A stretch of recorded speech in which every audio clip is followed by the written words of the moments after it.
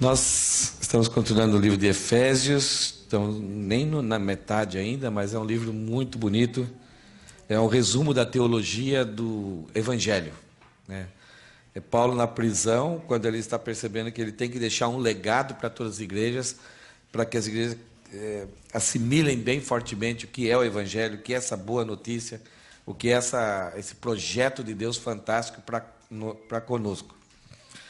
A história da humanidade é muito simples da gente resumi-la. Deus criou o homem à sua imagem e semelhança, deu um teste ali de confiança ao homem, o homem se rebelou contra Deus, através de Adão e Eva. Então o pecado entrou na humanidade, e a partir desse momento Deus estabelece algumas promessas, algumas alianças com o homem, no sentido assim, como se fosse um boiadeiro com laços de amor, tentando trazer o homem de volta. Então, com várias pessoas, Deus faz alianças de como Ele fará o processo da redenção, eliminando os efeitos do pecado, e da consumação, então, da nossa redenção no futuro. Então, a história continua com Enoque, teve uma grande experiência com Deus, depois Noé, e com Noé, Deus julga a humanidade daquela época, traz uma destruição global, somente 8 pessoas continuam suas vidas, e aí reduzindo a idade média das pessoas de 900 e poucos anos para 140 anos. Depois do tempo, então, Deus especifica mais esse processo da redenção. Ele escolhe uma pessoa que está no meio já de uma sociedade já muito afastada, já inventando coisas inúteis a respeito de Deus.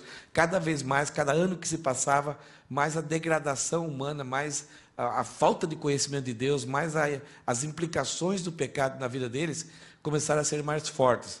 Então eles começaram a inventar ídolos e tentar representar a falta que tinha de Deus em objetos, em coisas que estavam criadas para tentar mostrar que esse era o Deus deles.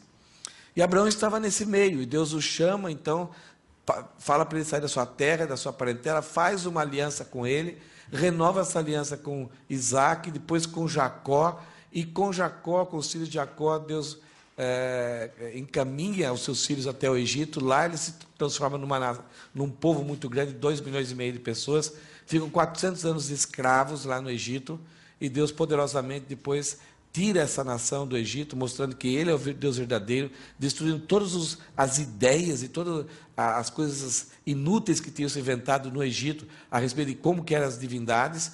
Deus tira ali com mão poderosa, destrói o Egito, e Deus então fica com a nação de Israel durante 40 anos no deserto, até que aquela geração que após ter um livramento ainda duvidou de Deus, então até que aquela geração acima de 20 anos que saiu do Egito morresse ali no deserto, e depois Deus coloca a nação, essa nova geração ali na Palestina. Lá na Palestina, então, tendo povo, tendo terra, Deus deu a lei também para eles, eles se transformam numa nação com um propósito de viver de uma forma tão fantástica com Deus, de um relacionamento tão perfeito, que as outras nações iriam conhecer a Deus através desse jeitão da nação de Israel. E a nação de Israel queria só se aproveitar das bênçãos, mas queria continuar nos seus pecados. Então, vários momentos de crises, de arrependimento, de reconciliação, de volta, de disciplina, e Deus ali trabalhando com a nação de Israel. Durante 450 anos, Deus deu juízes para governar as 12 tribos, mas eles queriam ser iguais às outras nações. Deus então deu reis para eles. Durante 120 anos, 3 reis governaram as 12 tribos num reinado, numa monarquia: Saul, Davi e Salomão. Mas daí, por causa da bagunça que Salomão trouxe para dentro da nação de Israel, a nação se dividiu ao meio. Em pouco tempo depois, o reino que ficou ao norte foi invadido pela Síria, foi espalhado por todos os lugares. Passou-se mais alguns anos, a Babilônia, que era o império da época, veio e levou o cativo Judá lá para a Babilônia. Ficaram 70 anos lá. Lá tem Daniel, que vai fazer uma oração a Deus, e Deus responde assim, fantástico, revelando algumas coisas a respeito da escatologia, do que como será o futuro da humanidade, e Deus traz novamente a nação de Judá ali para reconstruir o templo, reconstruir a cidade, e continua a história. Eles não têm mais idolatria, não praticam mais idolatria, mas se tornaram tão legalistas e empenhados naquilo que começaram a olhar um para o outro e falar assim: eu sou melhor que você. E começaram a ter uma aversão a qualquer pessoa que não conhecia nada de Deus ou não praticava aqueles requisitos da lei. Então se tornaram muito inimigos, muito avessos, com um zelo muito forte a respeito da lei. E entre eles mesmo, um queria se promover mais que o outro, um queria se exaltar mais que o outro. Quando Jesus Cristo veio encarnado, sendo Deus, esse sentimento que eles tinham, olhando Jesus comendo com prostitutas e homens simples e vivendo entre as pessoas simples, para eles aquilo era um ultraje. E ainda mais Jesus falando que ele era Deus. Ele era maior que Abraão, maior que o templo, maior que a lei, maior que o sábado. Então eles rejeitaram a Jesus e foram um dos promotores que agitaram toda aquela situação que levou Jesus então à crucificação, à morte e ressurreição. Eles foram instrumentos, mas isso fazia parte do projeto de Deus para a nossa redenção. Esses 1500 anos de história da nação de Israel trouxe uma cultura religiosa muito forte, em que o judeu não pisava na sombra de uma pessoa que não era judia. Os gentios estavam afundados na sua falta de conhecimento de Deus, não sabiam quem era Deus, por isso tem um número infindável de divindades que eles criavam. Principalmente o Império Romano, a mentalidade do Império Romano era adorar os ancestrais. Então, todas as nações, com as suas religiosidades, elas não admitem que alguma outra nação diga que existe um só Deus e que esse Deus é verdadeiro. Então, todas as nações se aceitam, se toleram mutuamente.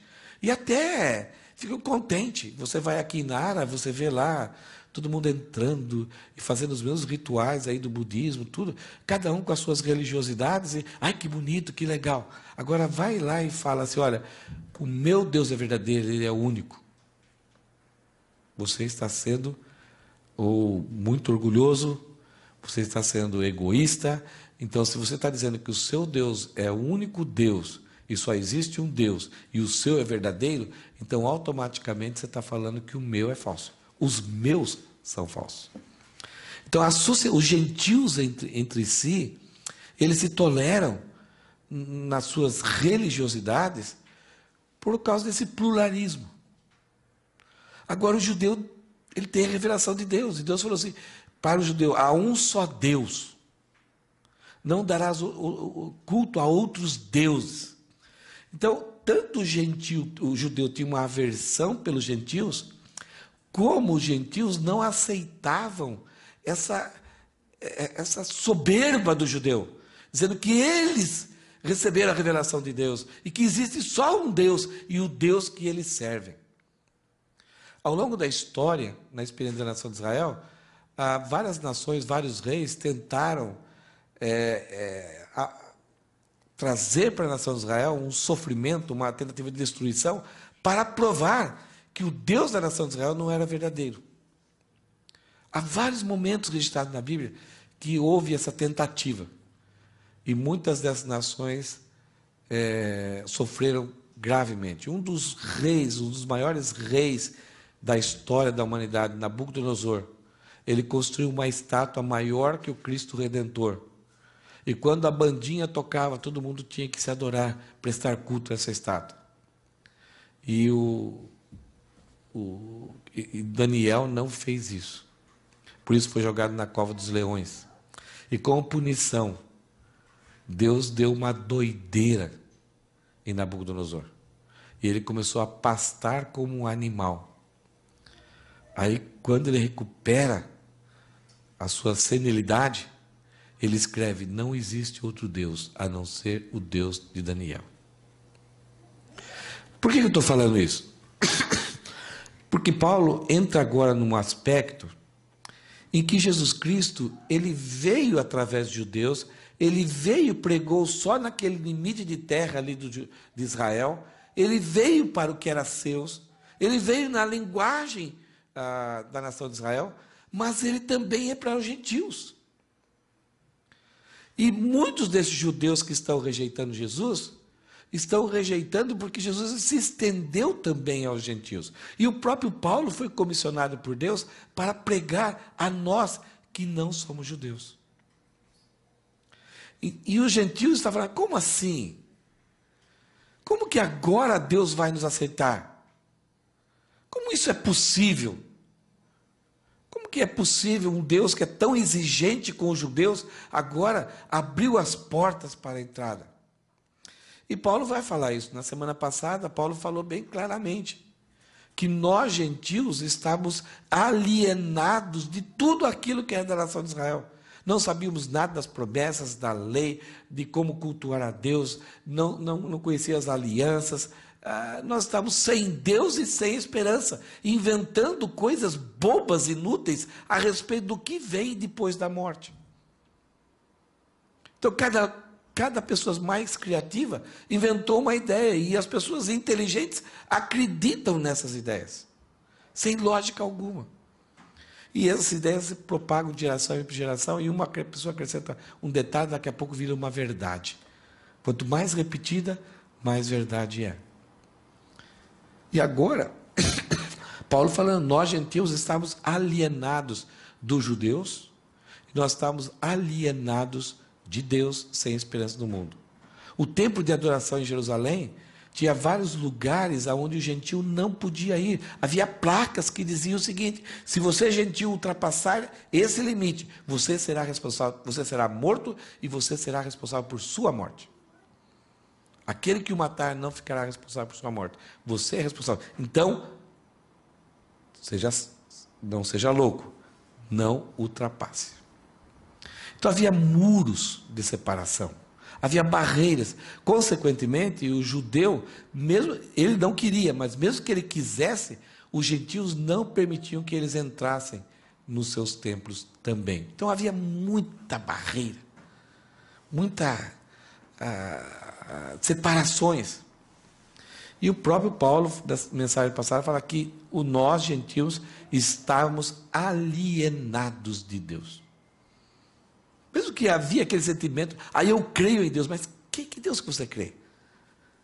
Não o nosso pensamento era totalmente estranho àquilo que Deus revelou à nação de Israel. Se você perguntar para qualquer pessoa, você crê em Deus? Eu creio. A segunda pergunta, como que ele é? Não sei lá, uma energia, alguma coisa assim. Mas não é, porque nós estamos alienados de quem Deus é. Não é aquilo que Deus se revelou para a nação de Israel. Desde o início da humanidade, logo que entrou o pecado na humanidade, nós fomos caracterizados por sermos um ser de conflitos, de guerras. A Primeira Guerra Mundial, ela aconteceu com a metade da população mundial. E 1/4 da população mundial foi dizimada. Quando aconteceu essa guerra mundial? Metade da população mundial foi envolvida e 1/4 foi dizimada. Quando aconteceu?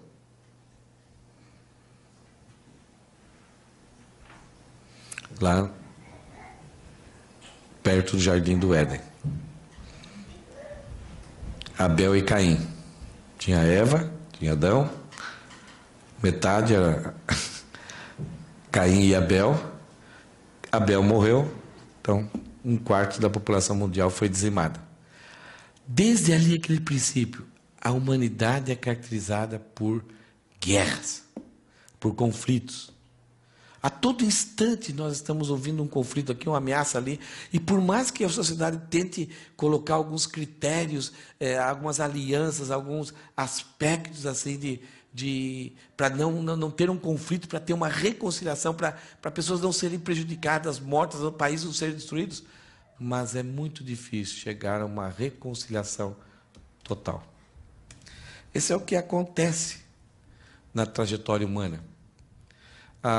O Império Romano, ele era um império que ele conseguiu, no seu império, estabelecer a Pax Romana, P-A-X, a Pax, que em latim é paz.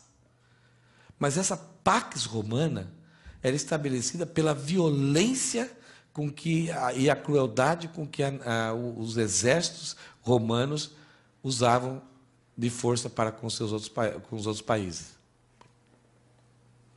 Acho que está meio mal contado. A Roma, ele criou uma certa segurança no seu império, mas era uma pax imposta a um custo muito alto, e se qualquer pessoa mostrasse uma cara feia, que não gostasse, seria punida, seria exterminada. Então, dependia do bom humor do imperador, do bom humor do Senado, esses países podiam pagar muito caro, serem eliminados, serem dizimados. Então, era uma pax que não havia reconciliação. Hoje, no texto, a gente vai ver um pouquinho sobre essa questão da reconciliação. Ela é uma palavra em grego que vem da palavra catalasso. Isto é a ideia de trazer um bem de cima para baixo. Ela diz a ideia que diz respeito à hostilidade que havia entre Deus e o homem por causa do pecado, produzindo o estado de paz e amizade. Então, reconciliação, ela está ligada àquilo que havia de problema entre o homem e Deus. Havia uma hostilidade. A Bíblia revela que há uma ira de Deus contra o homem. Porque o que Deus fez de tudo bom, tendo direito todo sobre o homem, orientou, exigiu, o homem se rebelou e ainda se hostilizou contra Deus. Então, sobre essa hostilização, tem também a hostilização de Deus. Então, a reconciliação é desfazer isso, desfazer essa hostilidade e produzir um estado de paz e amizade, de cordialidade, de intimidade, de afinidade. É devolver a unidade, a harmonia, tudo aquilo que antes tinha se perdido por causa do pecado. Enquanto todos os impérios lutaram até hoje para criar um império, para que a humanidade vivesse em paz, enquanto que a ONU é uma organização que visa isso, enquanto os países, dentro dos seus próprios países, mas também de forma com seus pactos mundiais, tentam trazer a paz, mas até hoje nunca foi conseguido. Por quê? Porque para se trazer a paz, para se trazer a reconciliação, precisa destruir várias coisas. Coisas sérias precisam ser destruídas. Quando uma empresa grande compra uma outra empresa, por exemplo, a Sanyo compra a Sharp, aqui é a Sharp, né, pertinho aqui, né? Quando a Sony vai lá e compra a Sharp. Então, os diretores, os administradores vêm para essa nova empresa e eles vão encontrar, então eu vou estabelecer o seu sistema, a sua organização, o seu meio e método de funcionamento. Eles têm empregados lá, eles não devem, nem não há necessidade de mandar todo mundo embora. Mas eles vão encontrar 3 tipos de funcionários. Um terço, que é aqueles funcionários que estão contentes. Puxa, até que enfim, mudanças, aquela pessoa que se alegra com coisas novas, com uma direção nova, e estão abertos, o que falar para eles, eles vão abraçar, vão se empenhar e vão em frente e vão auxiliar muito nesse processo de transição. Tem um grupo que não está nem aí. Se mudar, mudou. Se não mudar, não mudou. Fala para nós o que tem que ser feito que a gente vai embora. Está ali, tranquilo. Mas tem um terceiro grupo que ele é totalmente contra. Ele não quer. E vai tentar atrapalhar ao máximo o processo de transição. Vai tentar boicotar, mesmo que com um sorriso no rosto. Não sei se alguém já trabalhou em alguma empresa que teve que chegar e ser transferido para um setor, uma chefia de um setor, tal. Você é um chefe novo e o chefe antigo todo mundo gostava. Muitas vezes as pessoas vão boicotar o seu trabalho, até que você desista. Então, para essas empresas, quando elas agregam uma nova empresa, o primeiro grupo, eles vão lá e dão todo o apoio e trazem para junto de si. O segundo grupo, eles passam a visão da empresa, porque eles estão, tanto faz, mas eles têm que comprar a visão da empresa. O terceiro grupo manda embora. porque é um perigo. Então, no processo de Jesus estabelecer a paz, Paulo fala que ele destruiu algumas coisas. Para que a paz acontecesse, para que a harmonia acontecesse, para que a reconciliação entre o homem com o homem e o homem de Deus, algumas coisas precisavam ser precisavam ser destruídas, precisavam ser esmagadas, acabadas. E Paulo vai, então, do versículo 13 ao 18, mostrar algumas coisas para nós. Em primeiro lugar, ele fala que, apesar de toda a humanidade estar buscando paz, a única pessoa que pode trazer paz e reconciliação para nós é a pessoa de Jesus Cristo. Veja o versículo 13. Agora, porém, nós, gentios que estávamos longe, nós estamos em Cristo Jesus. Nós viemos para perto. Ele fala assim, antigamente estavam distantes de Deus, alienados de Deus, mas agora vocês foram trazidos para perto dele, por meio do sangue de Jesus. Porque Cristo é a nossa paz.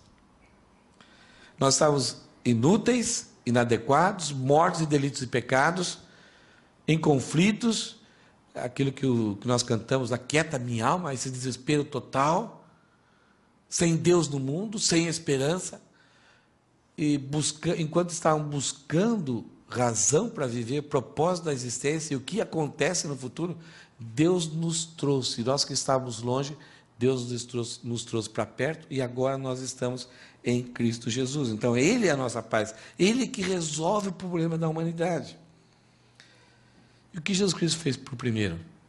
Para nos reconciliar. Versículo 14.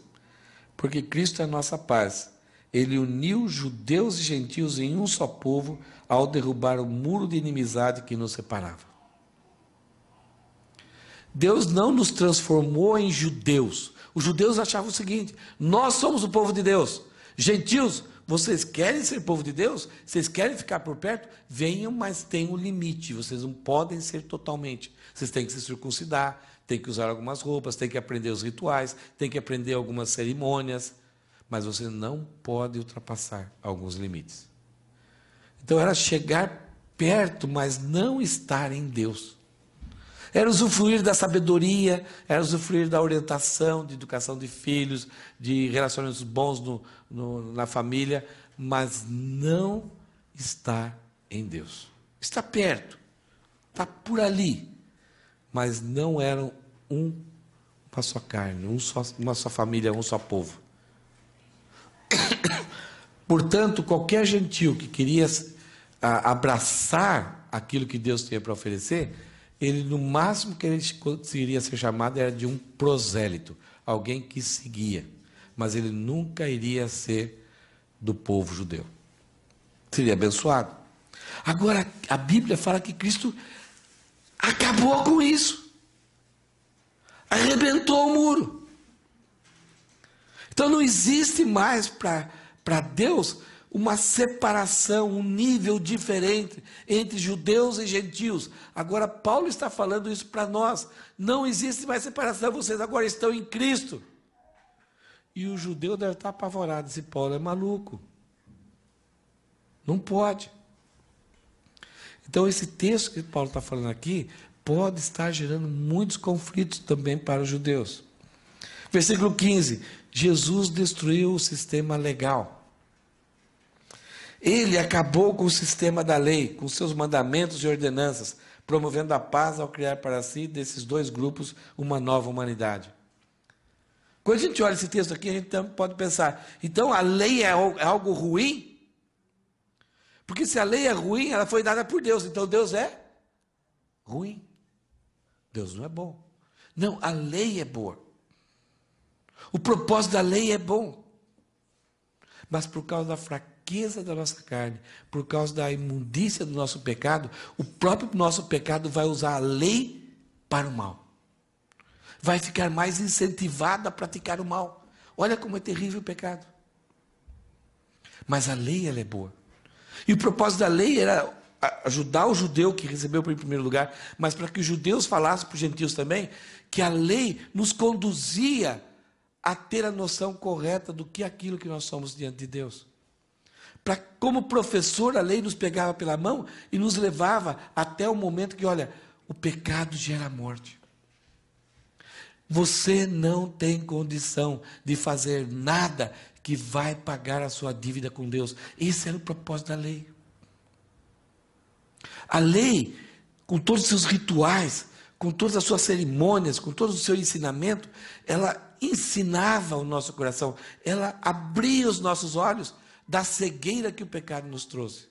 Para a gente sair correndo diante de Deus e falar: Deus, miserável homem que sou, eu estou perdido, eu entendi pela lei que o Senhor é santo, que eu estou terrivelmente para ser destruído e condenado. Por favor, me ajude, me mande um redentor. E aí, ao longo da história, quando o homem visse Jesus, ele entenderia que Jesus é esse redentor. Mas esse homem que viu a lei por causa do seu pecado, cegou o seu entendimento, ele achou: eu sou cumpridor da lei, olha as vestes que eu visto, olha a forma com que eu ando, olha os rituais que eu faço aqui, tudo caprichadinho, tudo ensaiadinho, então Deus me deve a salvação. Ou, eu não estou perdido. A oração daquele homem religioso no templo: Senhor, muito obrigado que eu não sou igual a esse publicano. Então, quando o judeu se comparava com os gentios, ele se achava muito bem. Mas a lei faz com que o homem se compare não aos outros homens. A lei visa nos comparar com Deus. E nessa comparação, nós estamos longe. Estamos terrivelmente falidos. Bem-aventurados os humildes. A ideia é: bem-aventurado aquele que abriu falência, que não tem jeito de recuperar mais.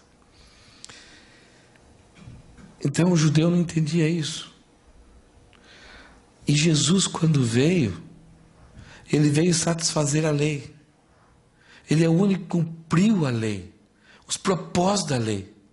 A lei dizia: não terá outro Deus diante do Senhor, guardará o sábado, não matarás.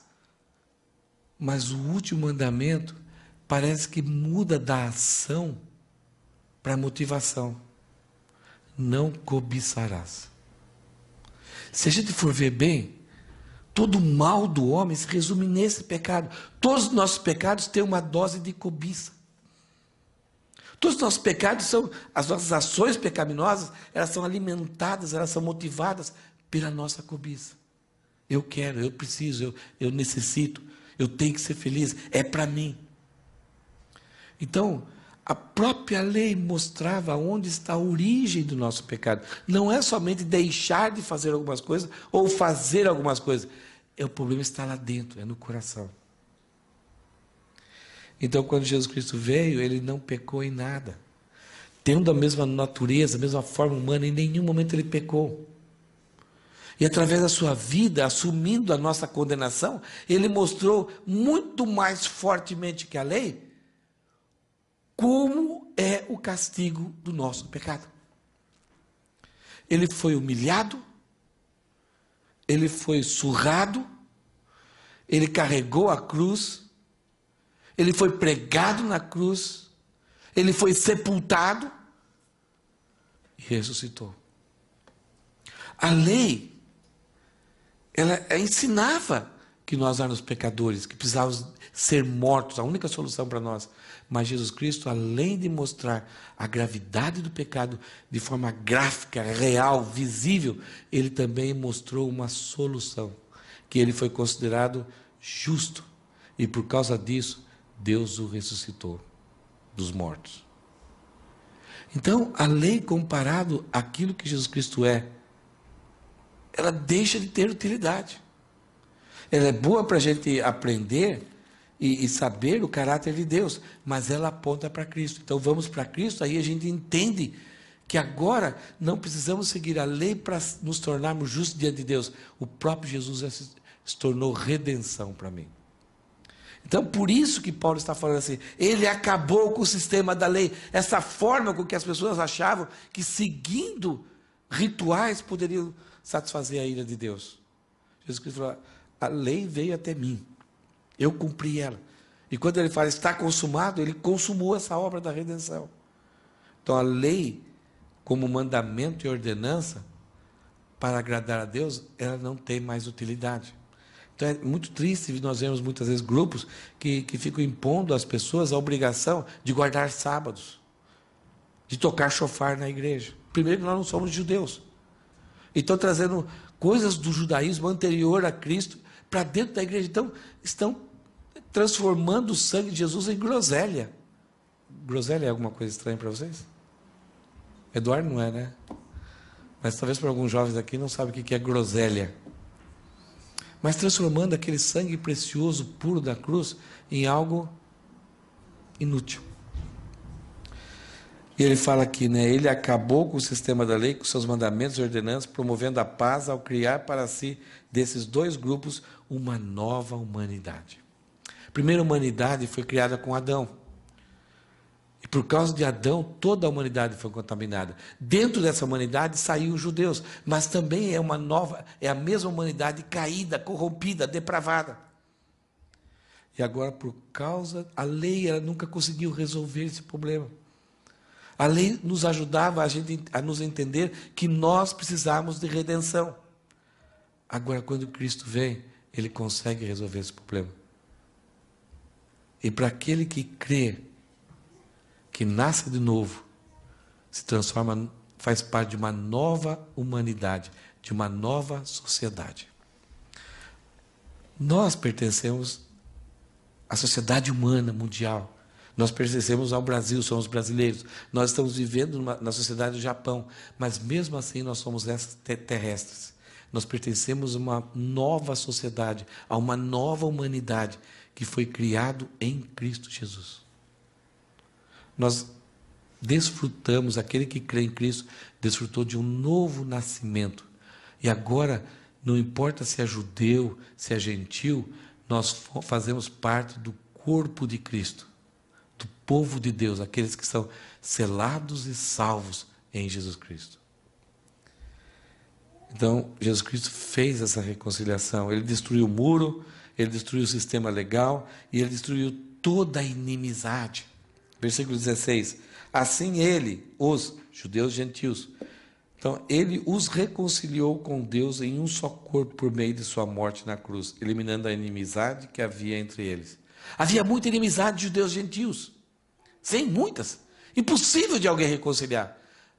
Mas, humanamente falando, seria possível. Talvez um grande tratado, alguma coisa, um grande dinheiro. Então, dariam para viver em paz. Mas o problema maior era a inimizade contra Deus. E Jesus destruiu essa inimizade. Jesus uniu os homens aqui horizontalmente e ao mesmo tempo uniu os homens em relação a Deus. Destruiu essa inimizade, essa aversão.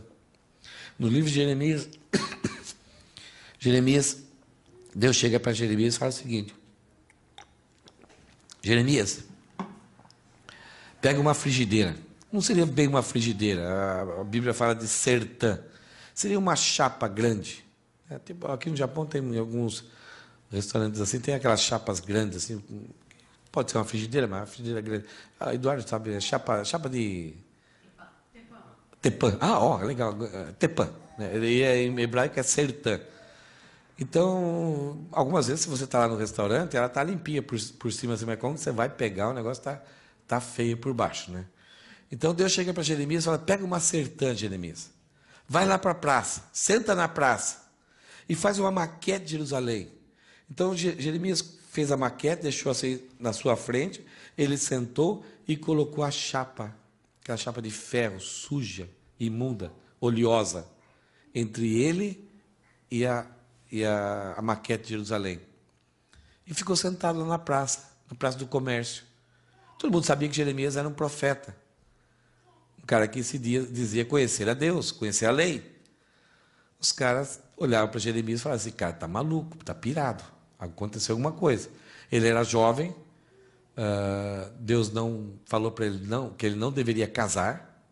Então o pessoal falou: talvez ele recebeu essa ordem e agora está sofrendo as consequências aí, né? E ele ficava na praça e o povo olhava: Jeremias, o que é isso? Essa maquete aí vocês estão reconhecendo. Parece Jerusalém. E você? Sempre o profeta vai representar Deus, né? Ele fala em nome de Deus. Mas por que você trouxe essa frigideira, essa tepã? Essa tepã tudo suja, as suas mãos, a sua roupa, sujou tudo. Por que você está querendo comunicar com a gente? Ficou louco? Você vai fazer um churrasquinho, vai fazer um yakinico, o que você vai fazer? Aí Jeremias fala assim, olha, eu estou representando Deus aqui em Jerusalém. E Deus, com o seu caráter, com a sua fidelidade, que Ele é rico em glória, a riqueza dele é superabundante, Ele sempre está pronto a abençoar. Toda a criação desfruta da graça, da misericórdia, da bondade, do favor, do controle, da soberania de Deus. E Deus, Ele se deleita em abençoar. Esse é o coração de Deus. Mas Deus não tem nos abençoado. Justamente. A frigideira representa e dá a razão por que nós não estamos sendo abençoados. Porque não existe paz, não existe tranquilidade, porque existe terror, porque nós estamos sendo disciplinados por várias coisas. A frigideira, a tepã, representa uma divisão, uma inimizade que tem entre nós e Deus. Alguma coisa que impede que a graça, a bondade e a misericórdia de Deus chegue até nós. O que seria? O nosso pecado. O nosso pecado impede esse relacionamento fluido de Deus para conosco. Além de impedir isso, ele traz consequências terríveis da disciplina de Deus sobre nós. Ele cria a ira de Deus, que é uma aversão a tudo aquilo que é santo e puro. E quando Jesus Cristo morreu ali na cruz, Efésios 2,16 fala o seguinte, assim ele os reconciliou. Jesus juntou judeus e gentios juntos. O próprio Jesus reconciliou os judeus e gentios com Deus. Em um só corpo, por meio de sua morte, eliminando a inimizade que havia entre eles. Não sei se vocês já perceberam, mas essa imagem eu coloquei o sangue derramado. Algumas vezes a gente canta a música, há poder no sangue de Jesus. Não existe poder no material, sangue em si. E não existe poder na morte em si. Não é alguma coisa assim, místico, miraculoso. A ideia é que a vida de Jesus foi oferecida como sacrifício, como expiação, como propiciação por nós. Jesus Cristo deu a sua vida. Então, não é alguma coisa assim que não está ligado à questão só material. Nós mesmos evangélicos, nós começamos a dar valor para coisas materiais. Mas quando fala de morte na cruz, isso é, Jesus deu a sua vida por nós. Aquele que é autor da criação, aquele que é autor da vida, aquele que sustenta todas as coisas pelas palavras do seu poder, se sujeitou à experiência de dar a sua vida. Ele mesmo falou, ninguém tira a minha vida, eu voluntariamente a dou. E quando ele fez isso, ele, além de reconciliar judeus e gentios, ele pegou judeus e gentios, a humanidade, e levou-os a Deus, apresentando diante de Deus o seu sacrifício, dizendo, eu morri por eles. E essa inimizade que existia entre Deus e a humanidade, ela acabou. A ira foi removida. E agora, quando uma pessoa crê, ela tem aberto o acesso a Deus. Mas a todos aqueles que não o receberam, já estão condenados. Então a condenação agora não é tanto pelos nossos pecados, pela nossa natureza pecaminosa. Agora é por aceitarmos ou não, por crermos ou não em Cristo. Porque essa ordem Deus deu, creiam em meu Filho. Se você desobedece essa ordem, você vai desfrutar de condenação eterna. Versículo 17, Jesus destruiu as más notícias. Estava sobre os homens só má notícia. Um dia vamos prestar contas. A ideia da má notícia é um dia todos morrem. Ninguém ficou para a semente até hoje. Toda a humanidade sabe que um dia a morte está às portas. Vai acontecer isso. Então, por mais que a pessoa se enriquece, ela tente adiar a morte, ela tenta viver uma vida de qualidade, não importa, ela termina. E depois, o que há? Dentro do coração humano tem uma inquietude de que após ou no momento da morte há alguma coisa terrível de julgamento, de prestação de contas. Então, para aliviar isso, são inventadas muitas coisas mirabolantes. Não existe nada depois. Ou, se você foi muito rico aqui, isso é um sinal de que se existe uma divindade, a divindade gostou de você. Se você é muito pobre, vai ser pior lá depois. Ou se você foi pobre aqui, lá será um paraíso. Se você fez grandes coisas em nome da divindade que você crê, lá você vai ser recompensado até com 72 virgens, né, igual os islâmicos falam. Você vai passar por um processo de muitos deuses te julgando. Vão trazer um telão para mostrar todos os momentos dos eventos. Então, de acordo com as suas maldades, você vai ter que ter bondades que vão compensar. Então, vai ser colocado na balança e vão ver o que fica. É desumano, é terrível. Então, todos os homens, por mais que neguem a Deus, quanto mais perto estão da morte, sabem que as más notícias serão dadas. E Jesus, ele destruiu as más notícias. Ele trouxe essas boas novas de paz, tanto a vocês, gentios, que estavam distantes, como aos que estavam perto. Então, as boas novas de paz, de reconciliação, não somente para os gentios que estão alienados, os judeus que confiavam da lei, que sabiam muitas coisas de Deus, também precisam das boas novas. Porque a natureza pecaminosa é a mesma. Mas aqui a gente aprendeu uma coisa muito séria. É mais difícil uma pessoa que conhece muito a Deus, que está vivendo de uma forma justa, uma forma correta dentro da sociedade, honrada, é mais difícil ela reconhecer que ela tem necessidade de se reconciliar com Deus. E ela reconhecer que Cristo sofreu aquela humilhação terrível por causa dela. Se Cristo sofreu daquela forma tão terrível, eu sou terrível? Não. Olha a minha vida. Olha quantas pessoas gostam de mim. Olha quantas pessoas eu ajudo. Olha quantas pessoas dependem de mim. Então, quando Jesus veio aqui na terra, a dificuldade que aqueles homens bondosos, corretos, tinham de crer em Cristo, de reconhecer a sua maldade, a sua distância, a sua inimizade com Deus. Eles não aceitavam que Deus tinha más notícias para eles.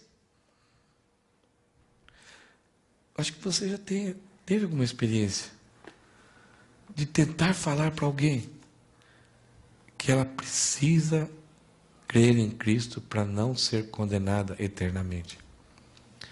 Quando Jesus Cristo vinha aqui, esteve aqui entre nós, pessoas que tinham passado uma história, ou estavam vivendo assim de forma terrível, desesperadamente caíam aos seus pés e imploravam: Filho de Davi, tem misericórdia de mim.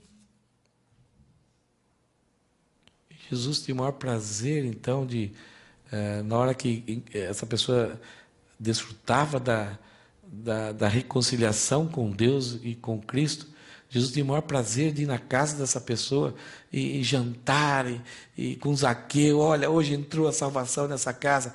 E o que os religiosos estavam falando? Olha o seu coração. Seu coração se dobra diante de Deus e fala: Senhor, tem misericórdia de mim, pecador. Seu coração realmente clama para Deus: aquieta a minha alma, traz a paz. Eu creio que se não fosse o sacrifício miserável, terrível de Jesus lá na cruz, eu não teria sido salvo. E ao mesmo tempo, quando a gente é um pouco religioso, a gente aposta nas nossas cartas, a gente muitas vezes não aceita que algumas pessoas que talvez fizeram alguma coisa, sejam tão facilmente salvas. Porque a graça, ela é incrivelmente fácil. É crer. Então, eu acho que eu tenho cartas e, ao mesmo tempo, tenho dificuldade de aceitar que alguém seja tão facilmente salvo. Então, juntar judeus e gentios num só povo e dizer que tem amizade com Deus era algo muito difícil. Somente Jesus conseguiu fazer isso. Jesus também, além de tudo isso, ele fez alguma coisa maravilhosa. Uma das coisas mais fantásticas. Ele destruiu todos os obstáculos que nem os judeus tinham. Judeus, desde Moisés, Deus orientou Moisés a construir um tabernáculo para adoração. Esse tabernáculo, ele tinha um arraial por fora, mas ele tinha uma cerca e depois tinha uma cabana. Tinha o pátio, o átrio, onde tinha um altar, onde que era sacrificado o animal, onde que era derramado o sangue, onde que tinha a limpeza ali, e depois tinha um quarto, era quase desse tamanho, mas assim, era como se fosse 3 compartimentos. Vamos dividir em 3 aqui. O último compartimento era o chamado lugar santíssimo, Santo dos Santos. E os 2 primeiros eram um só salão. Ali tinha o tabernáculo, tinha os pães da mesma proposição, tal, que lembrava quem Deus era. O que Deus dá em favor do homem. Lá fora tem o pátio, depois ainda tem uma cerca, então nem todos podiam entrar, então dando a ideia de que o pecado criou barreiras, o pecado trouxe limitações para o relacionamento do homem natural, aquilo que Adão fazia com Deus, todo dia, 5 horas da tarde, tomar um chazinho ali, bater um papo, compartilhar o que aconteceu. Quando o homem pecou, o homem teve medo, se escondeu. E o pecado trouxe todas essas barreiras. E Deus, para mostrar para a nação de Israel o problema terrível do pecado, criou o tabernáculo. Então Deus criou um sistema que, com o derramamento do sangue, com o sacrifício que apontava para Jesus, o homem poderia ter acesso a Deus. Mas ainda eram animais, era uma ilustração.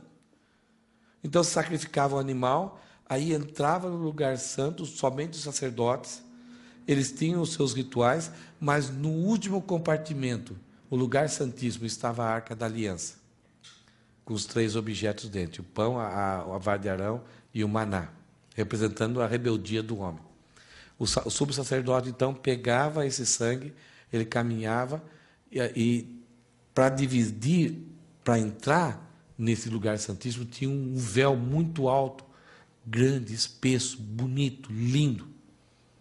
E aí, então, o sumo sacerdote entrava, abria esse véu, ele entrava e ele aspergia o sangue na tampa da Arca da Aliança, o propiciatório. O povo, anualmente, uma vez por ano, o povo ficava lá fora, era o dia da expiação. O sumo sacerdote, um velhinho, ele entrava e amarrava uma corda nele. Ele entrava lá para dentro. E o povo tinha que estar crendo e clamando, reconhecendo que era pecador, com o coração contrito, esperando em Deus a graça, a misericórdia. E o sumo sacerdote também tinha que ter essas atitudes. Uma coisa, não era somente um ritual, não era somente um cumprimento de um dia do ano. Tinha que haver ali uma fé, um sentimento, uma concentração. E o sumo sacerdote então entrava lá, aspergia o sangue. As vestes do sumo sacerdote tinham sininhos. E o povo, naquele momento, ao redor, 2,5 milhões de pessoas ficavam em silêncio. Se o sacrifício foi aceito, se o povo estava contrito, se aquele sacerdote fez com um valor digno daquilo que estava fazendo, Deus perdoava, Deus aceitava aquela oferta, a expiação. E aí então, a glória de Deus tomava esse sacerdote e fazia o sacerdote dançar. E automaticamente esses sininhos batiam. Então o povo estava lá. Não via nada, não podia entrar, só o sumo sacerdote podia entrar. De repente o sininho batia, esse povo ficava lá fora, numa euforia. Mais um ano nós somos aceitos. Deus, não somos melhores, mas foi encontrada em nós contrição, fé. Nós cremos que Deus abomina o pecado e nós cremos que através do sacrifício da expiação de um inocente morrer por nós, então nós somos salvos. Então Deus demonstrava sonoramente que o povo tinha aceito. Então o povo voltava feliz, ficava ali dançando, brincando, cantando, agradecendo, louvando a Deus pela sua graça, pela sua misericórdia. Mas de repente, se algum dia o povo vinha para isso, estava escutando, e o sino não tocava, e algumas vezes talvez escutava um barulho, pum. As pessoas que estavam lá fora, os levitas e outros sacerdotes, davam uma puxadinha na corda, a corda estava pesada, aí o povo começava a tremer, as pernas começavam a tremer, e aí os sacerdotes e os levitas começavam a puxar o corpo do sacerdote morto. Deus o matava, porque não foi encontrado nele e nem no povo contrição, arrependimento, fé e amor a Deus. Aí o povo colocava o rabinho entre as pernas, virava as costas, um olhava para o outro e falava: esse ano vai ser terrível, estamos condenados, muitas pragas, muita ira de Deus sobre nós. Quando Cristo foi ofertado ali naquela cruz, foi crucificado, Deus o apresentou ele como sacrifício. O que aconteceu lá no templo? O véu se rasgou de cima a baixo. Veio de cima. Abriu. Nós não precisamos mais de sacerdotes. Não precisamos de animais. O sacrifício de Cristo foi aceito. E quando você crê nesse sacrifício, você chega com ousadia. Não metidão. Aqui a ideia não é: Deus, e daí, cara, como é que foi? Tudo bem? Dá um toquinho aí. Não é isso. Mas chega com confiança. Chega que Ele é o seu Pai. É a pessoa que você mais ama e sabe que Ele te amou. E é em nome de Jesus, isto é, pela obra de Jesus, você confiando naquilo, sem temor. Se você chegar com temor diante de Deus, você não entendeu nada ainda. Eu quero ver meu filho feliz aqui. Mas com respeito, com carinho. É mais ou menos que o imperador te convidar para você ter uma audiência lá. Como que você vai? Primeiro, você vai? É um privilégio. Mas você não pode chegar e daí, velhinho, tudo bem? Tudo legal? Como é que tá as coisas? Não. Mas o coração está transbordando. Porque Ele deu uma graça para você. E o Deus do universo, que tinha uma ira muito grande conosco, através de Jesus, rasgou, abriu um canal, um acesso à sua presença. E nós fazemos isso pelas nossas orações, pelo louvor, pela nossa presença aqui, aonde nós estamos aqui, não cultuando pessoas que estão louvando, ou quem está pregando, nós estamos cultuando a Deus.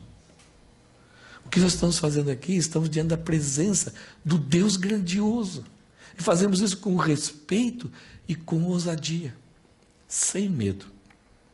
Agora, por causa do que Cristo fez, todos nós, não é mais só o pastor, não é mais só a professora de crianças, o pessoal do louvor, todos nós. Eu sei que alguns de nós temos dificuldades, talvez, de orarmos em público. Sim, a oração em público é um pouco mais complicada. Mas você não precisa esperar chegar na igreja para orar, para alguém orar por você. Aonde você está, no trem, no metrô, toda a humanidade pode proibir a gente de fazer algumas coisas, pode proibir a gente de se reunir, pode proibir de várias coisas, mas ela não consegue interromper ou parar o nosso acesso à presença de Deus. E se ela nos matar, se esse mundo nos matar, Ele estará fazendo um grande favor para nós. Porque aí estaremos para sempre, sem nenhuma limitação que ainda temos aqui. A frase que a gente viu nesse texto hoje é: a reconciliação somente é possível através da obra expiatória de Jesus Cristo. E para que houvesse essa reconciliação, muitas coisas foram destruídas. Foi destruído o muro de separação, foi destruído o sistema legal, foi destruída a inimizade entre os povos, foi destruída a má notícia que estava sobre nós e foi destruído todo obstáculo de acesso a Deus. Agora, qualquer um de nós temos acesso a Deus. Com isso, nós temos paz. Crendo nisso, a minha alma se aquieta.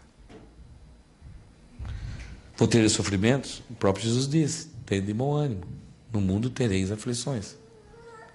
Mas Ele nos levanta a cada dia, Ele nos fortalece, Ele nos renova. O choro pode durar uma noite, mas as misericórdias do Senhor se renovam a toda manhã. A igreja, então, nós vamos começar a entrar agora no livro de Efésios sobre o que é a igreja. Paulo fala que judeus, gentios, agora Jesus Cristo desfez toda a inimizade entre eles e juntou eles para ter uma amizade e destruir toda a barreira que tinha com Deus. Então nós somos uma entidade, uma instituição divina, onde que não há mais mérito, graduação entre judeus e gentios, e não há separação entre nós e Deus.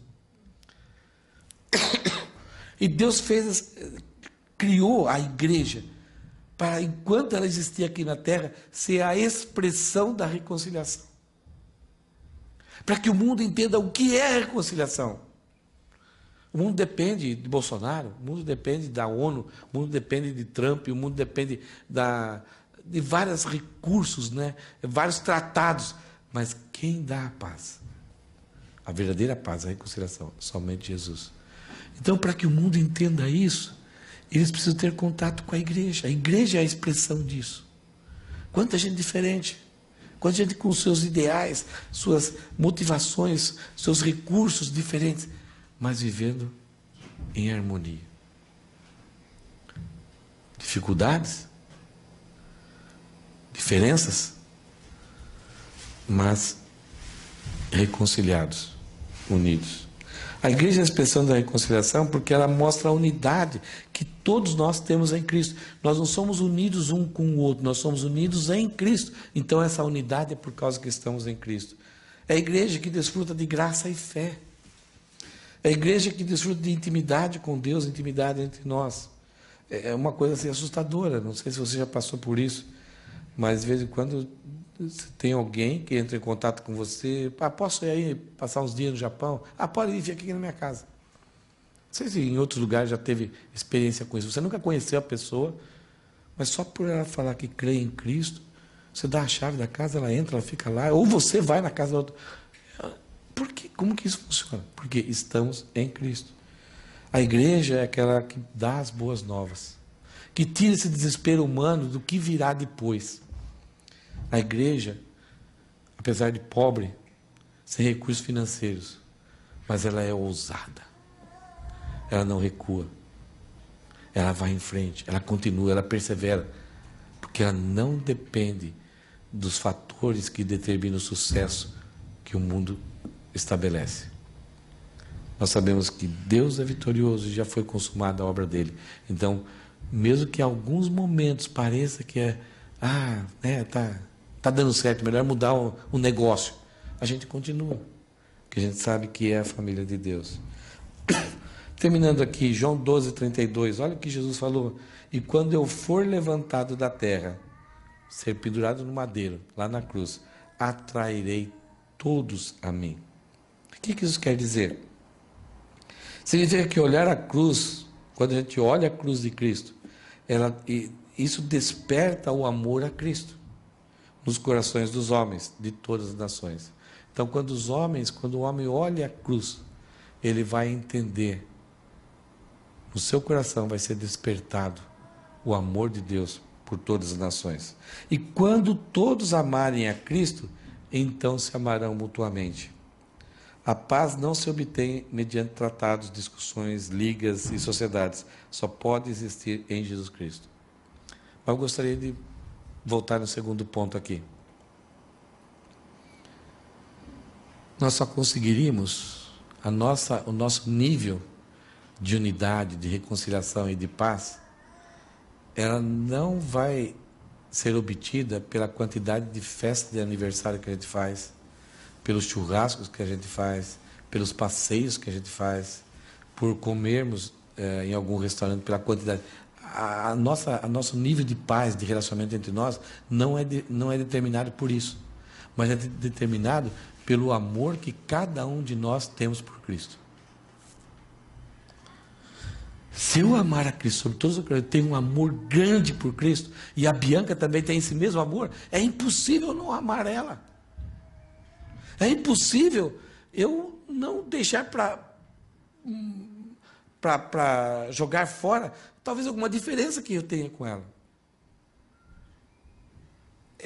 Se o Tiago, Jesus é tudo na vida dele, e na minha vida, Jesus é tudo na minha vida, por mais que talvez eu não é diferente o pensamento dele sobre algumas coisas políticas, financeiras, mas é impossível, eu quero estar com ele. Eu vou amar ele. Então, quando numa igreja começa a ter alguns problemas de relacionamento, muitas vezes é que alguém está amando menos a Cristo. E quando nós amamos menos a Cristo, é impossível nós amarmos os outros. Então esse é um bom sinal. Ame a Cristo. Você vai ver como a sua vida vai ficar fácil, como vai ser fácil você se relacionar com as pessoas. Você vai querer estar com as pessoas. Porque é o mesmo Cristo. É um negócio assim meio... Não dá para explicar, né? Porque é Ele que está lá em nós. Então ame a Cristo de todo o teu coração, de toda a tua alma, de todo o teu espírito. E você vai ver como os seus relacionamentos vão melhorar, vão ser aquecidos. Você não vai nem se preocupar em perdoar. As pessoas veem, eu queria pedir perdão. Por quê? Fiz isso. Eu nem fiquei ofendido. Então, essas coisas que talvez nos aborrecem, que nos tiram do sério, elas se tornam irrelevantes. Agora, quando uma pessoa não ama Cristo, ela se torna um perigo para nós.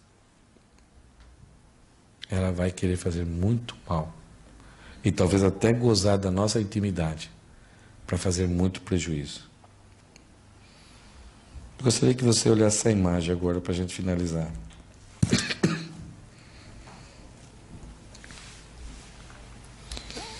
Nossa reconciliação conosco e com Deus custou um preço muito caro.